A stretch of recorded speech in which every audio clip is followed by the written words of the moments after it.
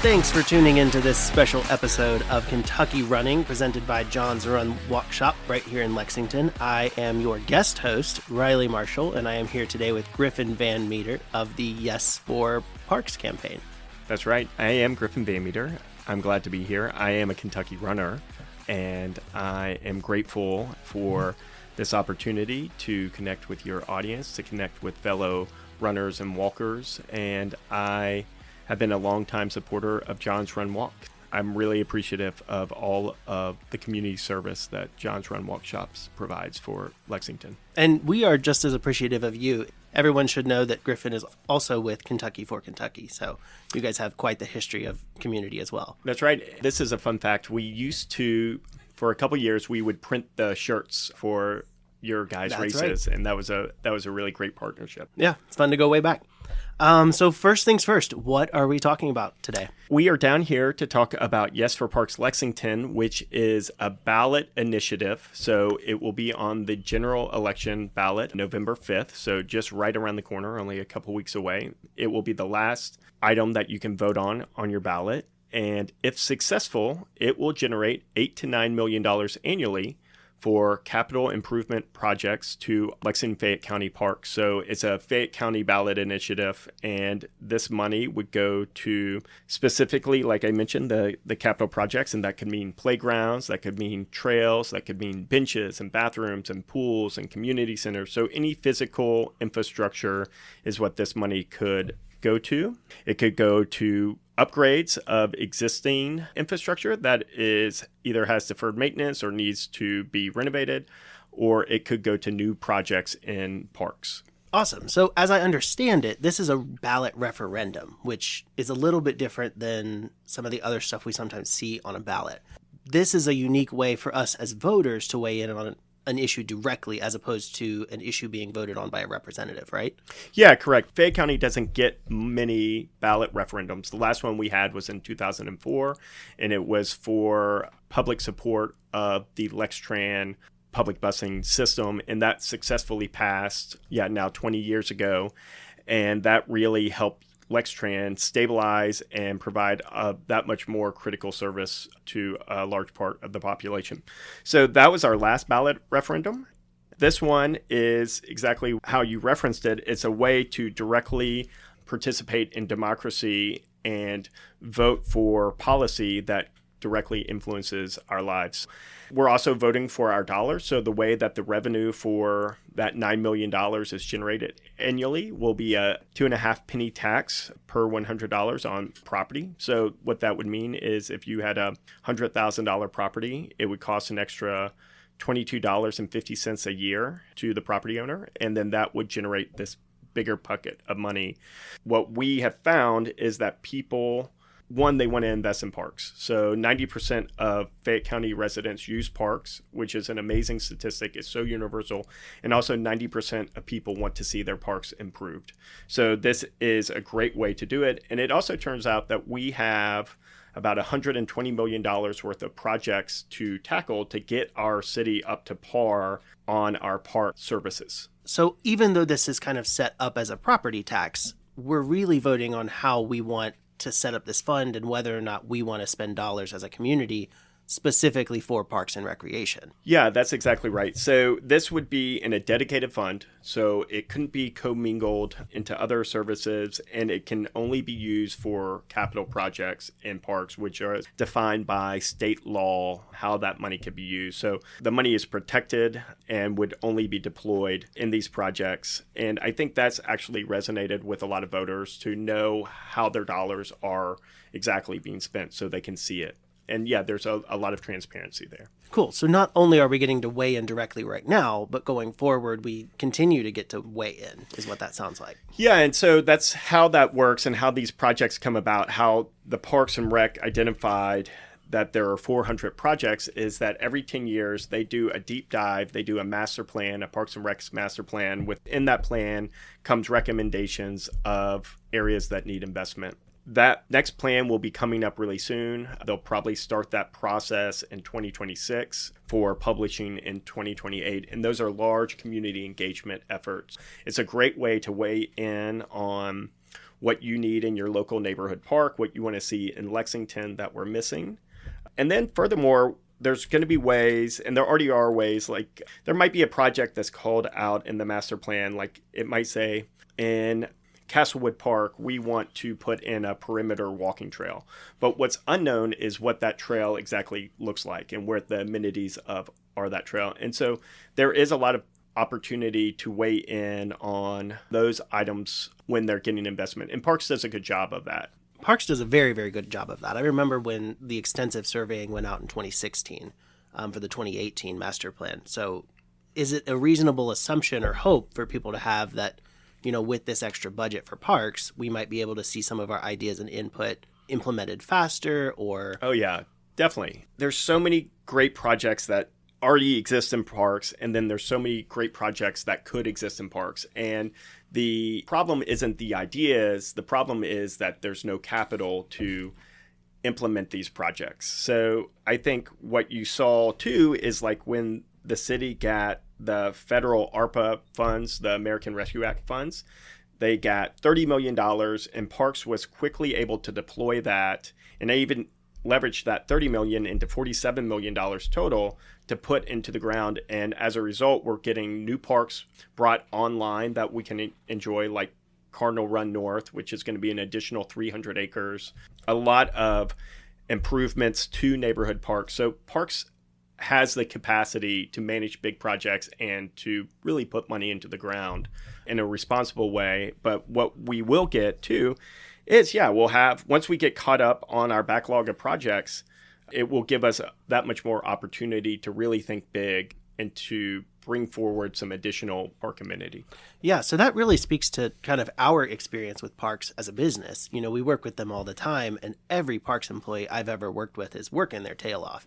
So it's really cool to know that we have the resources in place to kind of implement this money. We just need the money. Yeah, we just need the money. And this is a vehicle for this money. And maybe a lot of people are thinking like, well, doesn't Parks already get enough money? And what Parks does, Parks gets money for programmatic stuff and for salaries and maintenance, but they have to fight like every other critical need and try to get budget priority for their capital projects. Usually we end up funding streets and roads. We end up funding public safety. Those end up being higher priority sometimes than this critical park need. So that's where this kind of came about, is that we were never getting up to the average that we needed for the capital projects. What is about the average right now that Parks receives? So currently the average, maybe in a good year, is $2 million, but in a lower or in a deficit year, it would be a lot lower. And so I think over time, that has just built up, a lot of that deferred maintenance. So we generally receive $2 million, but the need is actually about $8 million. And that's why the rate was designed the way it was to generate this $8 million at least per year. So we would have a chance of actually getting caught up with this. Yeah, definitely. And I think one thing that is unknown but will be a positive is that there will be an ability to, if Parks is bringing this money to the table, to use that and leverage that into state and federal matching grant money, which is, again, additional tax dollars that might not come back into Fayette County otherwise, and also leverage it into additional philanthropic dollars and opportunities. And again, that's what we just saw with where they got this $31 million from ARPA, and then they leveraged that into 47. So able to generate an additional $16 million over a 2-year period that they were able to put in the ground. So we don't know what we'll be able to build it into, but we're optimistic that it'll be a lot larger than just the baseline that will be generated from the dedicated fund. Yeah, I mean, Parks already did this with ARPA, like you said. It's really cool that they have a standing track record of success in that area. Yeah, and Parks can design and build projects. They have some really high-level staff, Michelle Kiciniak and Michael Johnson, that really are a great 1-2 punch to build these projects out. And Parks has a really great favorable rating amongst Fayette County residents. So 80% of the population believes that our Parks and Rec department does a really great job, and they do. And then also nationwide, our Parks department is a benchmark program for how efficient they are with their dollars and for how well they do with their parks. Wow. That's really cool. And then another thing with that too, it's not just parks, but it's the whole city government. And city of Lexington was just ranked as the second best well-run cities money-wise. And that's happened just in this administration, but also in former Mayor Gray's administration too. Our government is a great government that does know how to do civic engagement and civic deployment of an equitable budget to make projects happen and to make Lexington that much better. Nice. So there's a lot of confidence in how this money is going to get used well. Yeah, I think so. I think so we're also in this great dawn of public space investment. If you look at the private investment of Gatton Park, it's a $50 million investment. The $50 million that has gone into Town Branch Trail over the last couple of years, and then the approximate just under $50 million from ARPA funds. So that's $150 million over the last couple years that we've been able to put into public space. And we actually haven't realized the impacts of that investment, but we will start to. And it's going to be critical for Lexington. And we know that one of the most efficient ways to improve quality of life is investment in public space. So all of the data backs that up. And we've just seen a tremendous investment. And so we're kind of going to carry that on. It's going to help build Lexington in that much better of a city. And we always say better parks, better Lexington. But yeah, if you want a great American city, you have to have great parks. Yeah, for sure. I mean, and that starts to get into kind of the unquantifiable ways that this money is going to help better our spaces. You know, when businesses look for new cities to put locations in, they often look at park systems in developing those sites. Sure. And actually, it is quantifiable. The number 2 reason a business locates somewhere and the number 1 reason why somebody lives somewhere is quality of life. And so this data, like a lot of the data that we use, is not just put forward by Trust for Public Lands, but also by like Commerce Lexington. And they know that site selection for if they're recruiting employment is about quality of life. And, you know, we know that like UK needs to hire 5,000 new jobs over the next 5 years, that they're going to be competing with other cities. And they're really going to be competing for quality of life because people are going to have options to move elsewhere. And if we're talking about retention of UK graduates and Transy graduates and center graduates or any university within our Bluegrass region, we really want to keep those graduates here. And quality of life is what's going to keep them here because quality of life is what leads to jobs. And a lot of what Parks does for quality of life are things like their programs. You know, they do programs through the community centers, they do after school programs, they do summer camps, they host job fairs, they reduce pool fees when it's hot out. Now, although this money is designed specifically for capital improvements, which none of those fall under, is it reasonable to think that parks would be able to do more of these things with more capital improvements? Yeah, and those programs are so beneficial to every socioeconomic demographic, every age demographic, every ability demographic. And that's kind of the universalism of parks, not just what they offer in their physical space, but in their programmatic space. And what's cool is that those programs have to have physical space to exist in. And a recent example is I live right beside Woodland Park. Obviously, John's Run Walk Shop is right beside Woodland Park. The historic bathroom there was by the skating center, and it definitely was disheveled. It was a little unruly. I don't know how safe it would necessarily feel, and that could be perception, could be reality. But with the part of the ARPA funds, they were able to build a new bathroom center, demolish the old one, which was unsafe, and then they also built a clubhouse and program space for therapeutic recreation. And they operate their therapeutic recreation now out of that clubhouse, and it was really cool. Every day in the park, you would see this crew, and a lot of these constituents and campers in that are adults with different disabilities, and they provided a space for them to have therapeutic recreation. And so Parks does that there. They also do that in the Dunbar Center. You know, if you look at all of their programs that are, at their camps or even at the Carver Center for Art, it's tremendous. And the fees to participate are really, really low. And there's also a lot of scholarships too. So when we're talking about equity and recreation and connectivity, like Parks is where we can have that happen. Yeah, as of 2024, there is financial aid available for almost every parks program, if not every parks program. Yeah, correct? I think every one. Yeah, I think so too. I think I remember seeing that. And even at full price, it's an amazing deal. I can tell an example of, so my kids all swim on the Woodland Park Pirate swim team, and I think it's $55 for the whole summer. And they learn this life-saving skill, and then they have this physical outlet, they have this emotional outlet, they're connecting with other friends in the neighborhood. So that's just a beautiful example of how parks makes things accessible and how you can really utilize those programs. And they also have so many free programs. I think about that too. Like, if I don't know what to do with my kids, I can just say, all right, what's happening in one of the parks? And maybe it's free Friday night flicks, or maybe it's a walk at Ravens Run, or Star Wars Day at McConnell Springs. And the majority of those programs are all free. They're wholesome and they're great, and they can be outside, inside. Here's another one. My whole life, I always wanted to do the Thriller Zombie Parade, which is put on by parks. And you do the training at the Carver Art Center, which is at Patterson Street, kind of right behind Rupp Arena. And I remember walking in there with my kids, and this ballroom was full. And again, all walks of life, all abilities, people who need to use wheelchairs, all ages, and we're all learning the Thriller dance. And then when you go out and do it on Main Street as like a signature event of Lexington, like, it's parks that's driving that, and thousands of people are out there, and it's a park program. And I think the one that would probably also resonate with a lot of this audience is Bluegrass 10,000. And that's like, I just got the goosebumps thinking about that. Like, that race is so fun, and almost 50 years. It's iconic. It's iconic. And, everybody's out celebrating.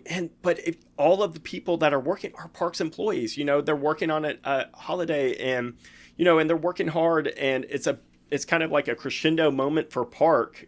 But it's also like a busy week for them, because they're also doing the music in Gratz Park the night before. They do the pie eating contest. I mean, it's a busy week. And then they just like completely put out for that event in such a positive way. And again, a whole community, a big community really participating in that. You're participating in a park event. I want to take a quick break to tell you about Kentucky running sponsor Curex insoles, available at John's Run Walk Shop. If you're a runner or other kind of athlete, you want to do what you can to prevent injuries. An easy way to do that is with a pair of insoles. When you run, you're exerting up to 3 times your body weight on your feet and joints. Curex insoles reduce that stress on your joints. Less pressure on your body means decreased pain and increased performance. Curex Run Pro insoles are supportive but also soft and flexible. And they help manage moisture to keep your feet and shoes fresh. They come in 3 profiles, high, medium, and low, to fit your arch type. So next time you're in John's Run Walk Shop, ask us to check out your arches and knee alignment so we can help you find the right pair of Curex Run Pro insoles for you. Yeah, it's kind of wild when you stop to think about all of these different things that Parks does that really make Lexington a unique place, that makes us special, that is just really beneficial for the community. I mean, they are doing an enormous amount of heavy lifting for just the positivity in Lexington. Yeah, and it's hundreds and thousands of people engage in them and engage with parks. And, I just gave those 2 examples. But even when you go to a farmer's market, that's oftentimes in a park, especially the downtown one. You might go to a sports game. Maybe your kids or your grandkids are playing soccer through the Y, but they're actually playing in Mount Tabor Park, or they're playing in Masterson Station Park. Same with archery or lacrosse, like that. All of the schools usually are playing a lot of their games in parks, especially if they don't have that facility on their campus. So, we're just constantly engaged with these things. And yeah, they're really driving the moments and the memories of our lives, either as adults or children or, grandparents. So critical life moments happening through parks. Yeah, another thing that I think a lot of people miss sometimes or forget is that parks runs are community centers, correct? Mm-hmm. Yeah.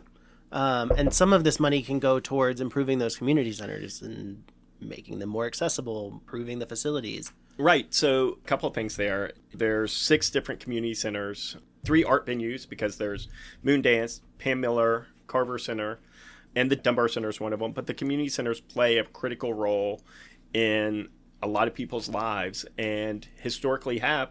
And then another thing that's kind of fascinating that I hadn't really thought about, one of the first kind of community outlets I got into was historic preservation. And it was part of it because I lived downtown. I was interested in old buildings and the history of it. But parks are one of the biggest preservers of our historic spaces. Like Dunbar Center was the old Dunbar High School, and it was the first African-American high school, and it has tremendous history. And parks preserved that building and that gym that was there when S.T. Roach was this coach and had the best basketball team in Kentucky. it's still there, and it's like storied history. If you look at the Loudon House in Castlewood Park, I mean, that's one of the most prominent examples of 1800 architecture in the region. And only because Parks owns it is it preserved, or the Bell House in Belcourt. And so you don't think about how Parks necessarily, it's not at the forefront of my thought until I started to like really look and say, oh my God, they're really leading the charge in historic preservation, and they're finding ways to adaptively reuse these buildings for their programmatic outlets. So this money could go towards keeping those buildings alive. Yeah, so any physical space in a park. So, and we think about parks just being outdoor, but parks are also indoor too, and also play a critical year round, especially when winter's bad. Yeah, any physical structure this could go to. And we all want the big shiny, like we want the new public track and the new facility and the indoor swimming facility. Like those things will be awesome and we'll get there. But there's also like, we need to take care of the existing facility. And some of it is like, yeah, you want the new playground, but we also need the new air conditioner and we need new windows. There's some nuts and bolts parts of this that are real critical, but it's that type of investment that one makes these spaces viable. There'll be a big chunk of money going to that type of stuff. And that was something I found surprising. You know, you guys have a great resource on the Yes for Parks site about here's all of these different projects. We can take just a direct look at what kind of is hopefully in the pipeline we're kind of behind on.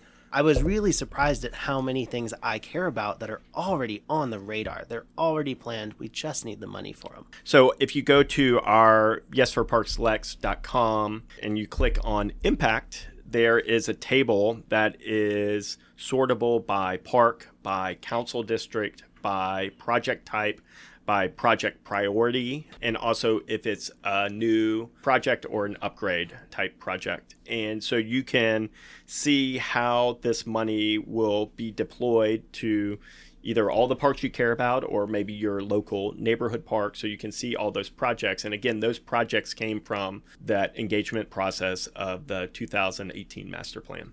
And you were just talking about historic preservation through parks.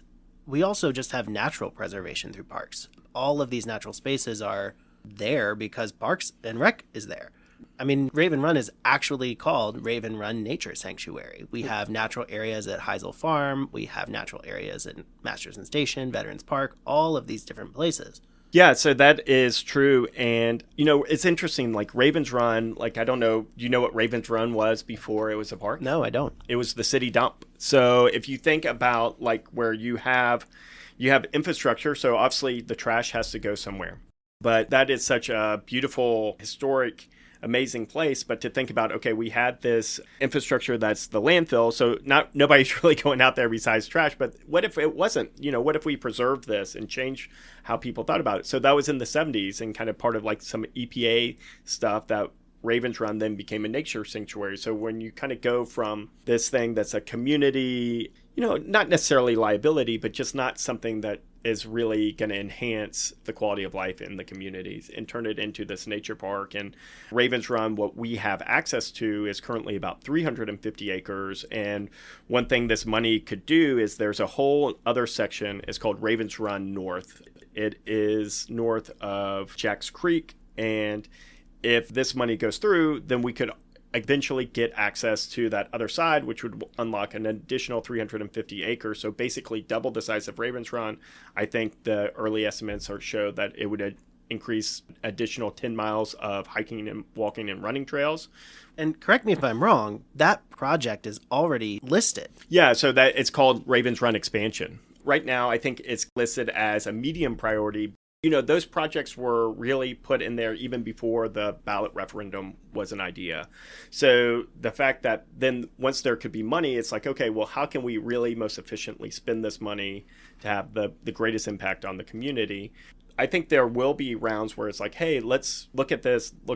Can we do this project? The good thing is once this money is in place, it will help Parks Department plan that much better and say, okay, hey, we can do this strategic thing now, and this will be our funding matrix for how we make this project happen. And especially for those bigger kind of 6-figure to $1 million type projects that will unlock that much more parkland. And that's a similar situation for Heisel Farm Park, correct? Yeah, so at Heisel, which is on the north side of town off Briar Hill Road, it was a farm that was donated to Parks, and it is kind of similar size to Raven Run. I think it's about 700 acres total, and we have access to about half of it.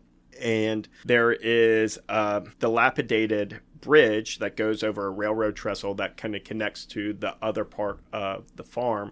And so what would have to happen is that bridge would have to be restructured, rebuilt to make it safe, specifically for an ambulance or an ATV rescue type vehicle to be able to get access to that quickly. But if we did Ravens Run and Heisel, it would increase our parkland by an additional 700 acres, which would be, right now we have 4,500 acres under management. So you're talking about a 15% increase just by making those two projects happen. Wow. And I think that's a little segue that I like to talk about is when we talk about one asset we have in Fayette County is obviously our green sea. So our agrarian natural area, that a lot of that is in current agricultural use, not all of it. But the idea of could you start to really think big and build out a regional large acreage park system in those areas to help preserve it, but also to help connect people to the importance of it and the quality of it.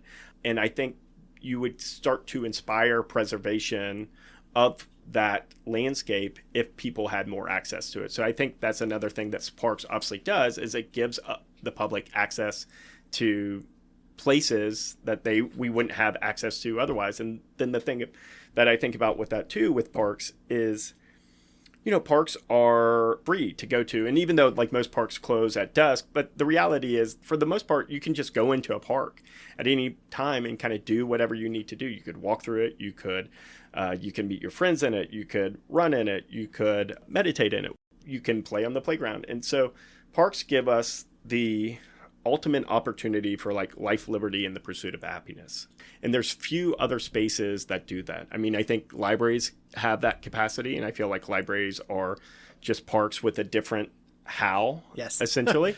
But libraries aren't open the same way that parks are always open. Yeah, I've heard Lexington Parks described as kind of the community's living room. Yeah, it really is. And so all the data shows that parks are the living room, that there are third spaces, that's where we seek solace, recreation, and connectivity. And that's really what we're doing with this project. And then furthermore, there's the quantitative stuff where it improves our health, it improves our quality of life, it improves economies. So businesses that are located next to parks have an increase in revenue.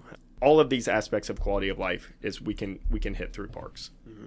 And I liked that we were talking about those kind of large spaces that are more towards the edges of the community. But one of the things that I really loved seeing when I was kind of scrolling through that list for parks is all of the high priority projects that are designed to increase connectivity between the parks and to the neighborhoods around parks.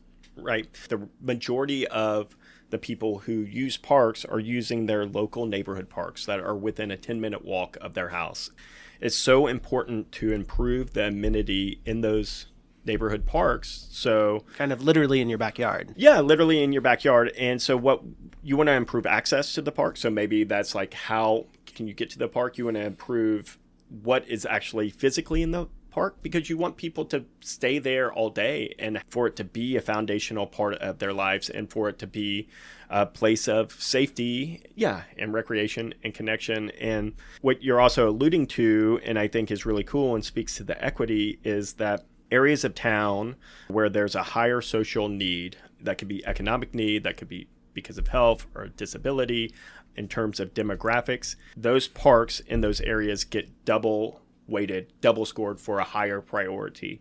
So when we were speaking about where there's been historic disinvestment, this is a way to actually start to move historic investment into these areas to really help folks that live in those neighborhoods and would be the primary users of that public space. That's really cool. So then the goal would be to move towards neighborhoods that all kind of have equal access to parks. Yeah, that's the goal, is you want everybody to have equal access to the amenities of parks so that they could have the realize their full expression of themselves. And some of that might be needing to expand parks. Like that's one in Brucetown. Like they have one of the projects that was called out, which is between 7th and Loudon in a historic African American community.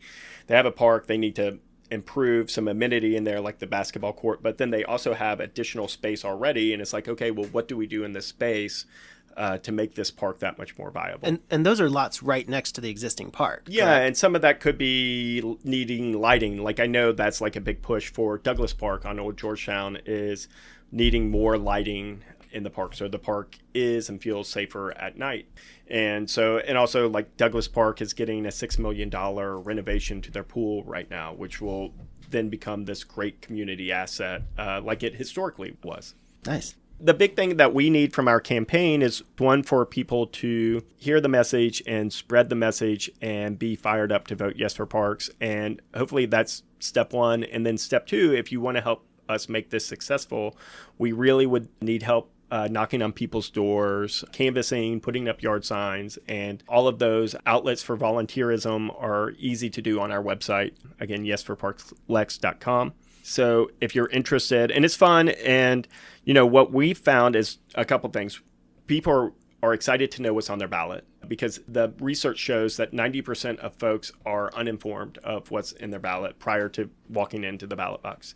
So one, they're excited to know that what's on their ballot, and they're excited to know that there's this tremendous generational opportunity that will go on for generations and generations to come to invest in public space and to invest in their parks. So yeah, we get a lot of strong support when we're out knocking on doors. Yeah, this is going to benefit more than just us and our children. It'll benefit our grandchildren. Yeah, I mean, think about it just like as a baseline. I think it's easy to say that this will lead to $100 million of additional public space investment that doesn't exist right now every decade. That's just going to have tremendous impact. It reminds me of the phrase, the best time to plant a tree was 20 years ago, and the next best time is today. Right.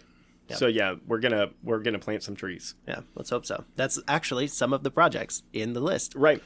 So if volunteering is outside of somebody's wheelhouse currently, I mean, they can make a huge impact by just talking to their neighbors, talking to their friends, talking to their family members. Yeah, all of that, like just sharing with your networks. And the greatest endorsement is when somebody is willing to tell their neighbors and their friends or on their social media to post about it. Like, I really believe in this.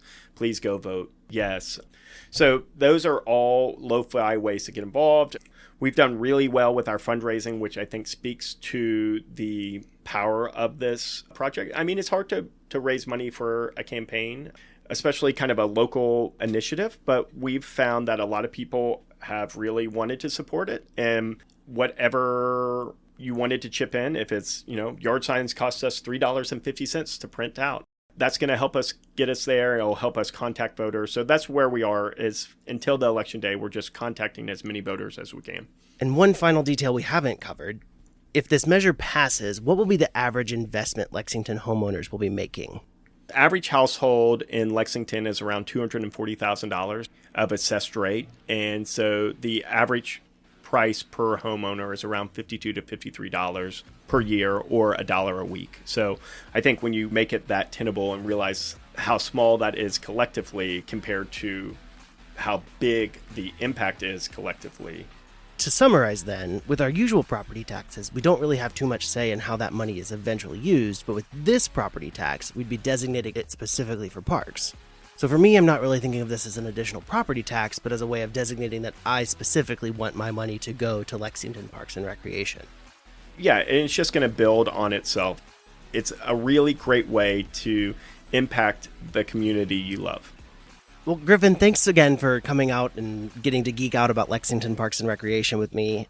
We could go on all day, I'm sure, between the two of us. I'm really glad we're getting to share our love for parks with our listeners. I just want to say thanks again for this opportunity to talk about parks, and I believe so deeply in our shared love of what parks and public space mean and the opportunity of how connection can happen in parks.